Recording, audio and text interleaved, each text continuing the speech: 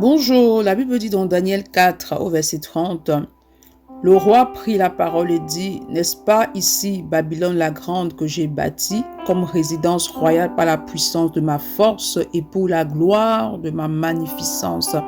On a ici le roi en fait qui s'approprie en fait la gloire par rapport justement à ce qu'il a accompli, par rapport à ce qu'il a reçu. Donc ici on a Nebuchadnezzar qui se dit en fait que c'est pas ses propres forces, pas ses propres capacités en fait justement que il a bâti Babylone en fait et qu'il a toute la gloire qu'il a en fait et pourtant c'était Dieu qui avait permis cela et ceci a fait en sorte que ça attire sur lui en fait le jugement de Dieu. Il est important que tu ne perdes jamais de vue que tout ce que tu as, tout ce que tu es te vient de Dieu, que tout ce que tu peux faire, que tu n'as aucune capacité par toi-même, tu ne peux rien faire par toi-même, tu ne peux rien accomplir par toi-même. Tout ce qui se passe dans ta vie vient de Dieu, provient de lui.